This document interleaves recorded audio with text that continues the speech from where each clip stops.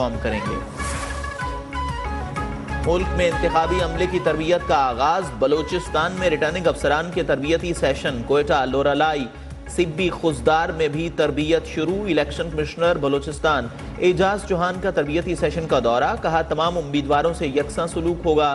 R Os کے بعد منگل کو ڈی آر اوز کی ٹریننگ ہوگی۔ عام انتخابات کے لیے الیکشن کمیشن کے اہم فیصلے، ایپلیٹ ٹرائبونلز لگانے کے لیے عدلیہ سے رابطے کی ہدایت، سرکاری افسران کے تقرر اور تبادلوں پر پابندی، چھٹیاں بند، ووٹر لسٹوں سامان کی فراہمی کے لیے ریجنل دفاتر آج کھلے رہیں گے۔ الیکشن شیڈیول کے بعد سیاسی پارہ ہائی، پیپلز پارٹی کا انتخابی مہم 27 دسمبر کو شروع کرنے کا اعلان۔ الیکشن مہم کے لیے بلاول بھٹو چاروں صوبوں میں جائیں گے۔ پی پی رہنما نیر بخاری کا ایک بار پھر لیول پلینگ فیلڈ کا مطالبہ، کہا پیپلز پارٹی کارکردگی کی بنیاد پر انتخابات میں عوامی عدالت میں سرخرو ہوگی۔ سندھ میں گرینڈ ڈیموکریٹک الائنس بھی متحرک، پیپلز پارٹی سے ناراض رہنما کو جی ڈی اے میں شامل کرنے کی کوششیں تیز۔ بدین ضلع کی چانگ، سید اور جمالی برادری اہمیت اختیار کر گئی۔ حسنین مرزا کہتے ہیں بہت جلد جی ڈی اے میں شمولیت ہوگی۔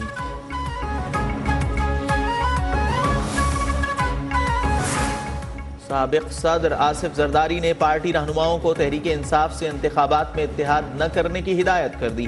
گورنر ہاؤس پشاور میں پارٹی رہنماؤں سے ملاقات، کہا عام انتخابات مقررہ وقت پر ہوں گے، دیگر جماعتوں سے اتحاد کا فیصلہ صوبائی قیادت کرے گی۔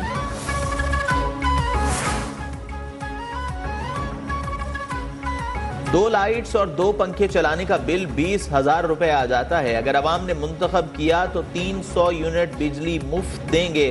استحکام پاکستان پارٹی کے رہنما علیم خان کا اعلان، کہا موٹر سائیکل والوں کو پیٹرول کی آدھی قیمت پر فراہمی یقینی بنائیں گے۔ عوام کی خدمت الیکشن جیتنے کے لیے نہیں کر رہے، ہم نے ہمیشہ سیاسی فائدے سے بالاتر ہو کر خدمت کی۔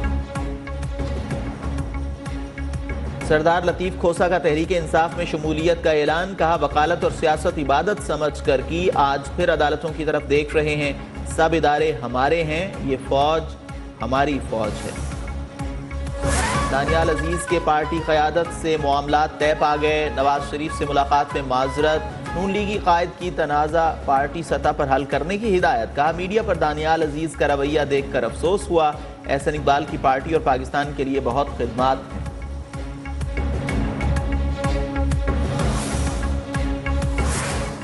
لاہور میں منگل سے تجاوزات کے خلاف آپریشن کی منظوری، وزیر اعلیٰ پنجاب کی رضاکارانہ طور پر تجاوزات ختم کرنے کے لیے 48 گھنٹوں کی مہلت، خلاف ورزی پر گرفتاری مقدمہ درج کرنے کا حکم، کہا انسداد تجاوزات مہم میں کوئی رعایت نہیں، سختی کرنی پڑی تو کریں گے۔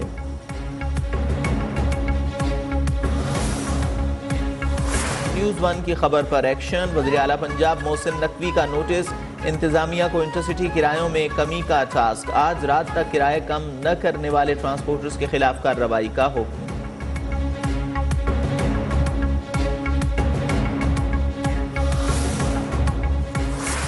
پیٹرول اور ڈیزل سستا لیکن مہنگائی کا طوفان برقرار، نہ ٹرانسپورٹ کے کرائے کم ہوئے، نہ کھانے پینے کی چیزوں میں کوئی کمی آئی، انتظامیہ بھی عوام کو ریلیف دلانے میں ناکام، پیٹرولیم مصنوعات کے نرخوں میں اضافے سے قبل ہی مہنگائی کا طوفان برپا کرنے والے منافع خور آزاد، قیمتیں بڑھنے پر کرائے بڑھانے والا محکمہ ریلوے اور پی آئی اے بھی عوام کو دونوں ہاتھوں سے لوٹنے میں مصروف۔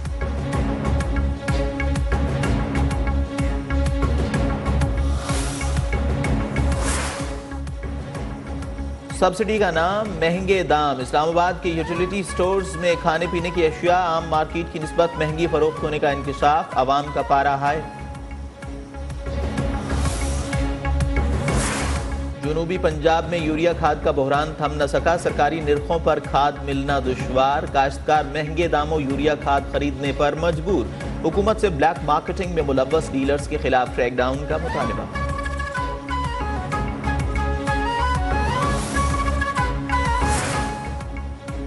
اسلام آباد میں عوام کے محافظ بھی غیر محفوظ، تھانہ رمنا کے علاقے میں ڈاکوؤں کی فائرنگ سے ہیڈ کانسٹیبل محمد اشرف اور بیٹا شہید، پولیس کے مطابق کانسٹیبل نے ڈاکوؤں کو پکڑنے کی کوشش میں اپنی جان قربان کر دی، واقعے پر اہل علاقہ کا احتجاج، شہید کانسٹیبل اور بیٹے کی نماز جنازہ پولیس ہیڈ کوارٹرز میں ادا۔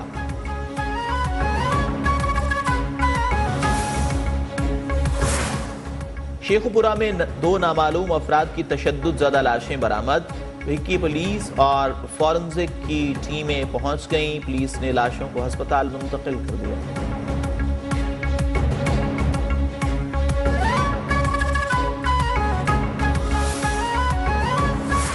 خضدار سے 6 کروڑ سے زائد مالیت کا ڈیزل سمگل کرنے کی کوشش ناکام، کسٹمز نے وانگو کے مقام پر ڈیزل سے بھری مسافر بسیں پکڑ لیں۔ ترجمان کے مطابق 9000 لیٹر غیر ملکی ڈیزل مسافر بسوں میں چھپا کر سمگل کیا جا رہا تھا۔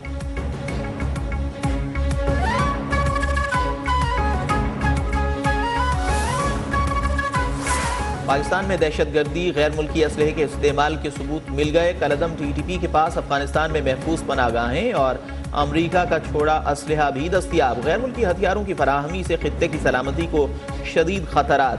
کالعدم بی ایل اے نے انہی ہتھیاروں سے پاکستانی فورسز پر حملے کیے۔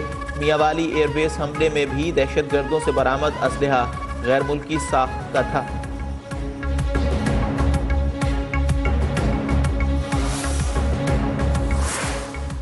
پاکستان کی ایران میں پولیس ہیڈ کوارٹر پر دہشت گردانہ حملے کی مذمت۔ ترجمان دفتر خارجہ کہتی ہیں پاکستان ناقابل بیان سانحے کی اس گھڑی میں ایران کی حکومت اور برادر عوام کے ساتھ مکمل یکجہتی کے ساتھ کھڑا ہے۔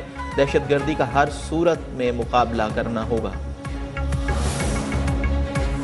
غیر قانونی مقیم افغان باشندوں کی وطن واپسی کا سلسلہ جاری۔ مزید 634 افغان باشندے وطن واپس چلے گئے۔ واپس جانے والوں میں 377 مرد، 325 خواتین، 932 بچے شامل۔ واپس جانے والے افغان باشندوں کی تعداد 4,35,152 تک پہنچ گئی۔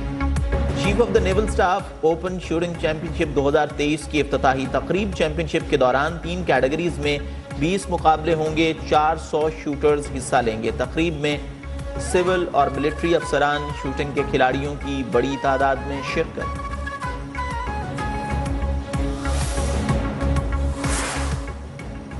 چترال میں امن کے ثمرات ملنے لگے۔ کالاش فیسٹیول چاموس کا جوش و خروش سے آغاز۔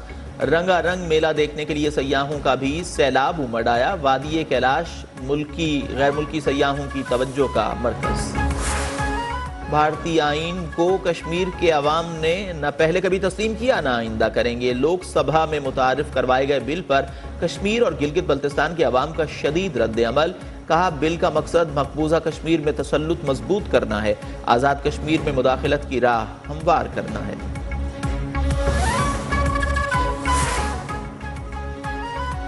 لیبیا کے قریب تارکین وطن کی کشتی ڈوب گئی، 61 افراد ہلاک، 25 تارکین کو بچا لیا گیا۔ ہلاک افراد میں خواتین اور بچے بھی شامل۔ 86 تارکین لیبیا سے یورپ جا رہے تھے۔ ملک بھر میں سردی کے ڈیرے، کہیں دھند تو کہیں برف باری۔ ملکہ کوہسار نے سفید چادر اوڑھ لی۔ سوات میں بھی روئی کے گالوں سے وادی کالام کا حسن دوبالا۔ دیر کی پہاڑیوں پر بھی سفید موتی بکھر گئے۔ جنوبی مغربی بلوچستان میں برف باری سے سردی میں اضافہ۔ سندھ، پنجاب اور خیبر پختونخوا میں دھند کا راج۔ صبح اور رات میں موٹر وے کے کئی سیکشنز بند رہے۔ لاہور میں مصنوعی بارش کے بعد فضائی آلودگی میں کمی، پہلے سے 6 نمبر پر چلا گیا۔ کراچی آلودہ ترین شہروں میں سر فہرست، آلودگی پر قابو پانے کے اقدامات نہ ہونے کے برابر۔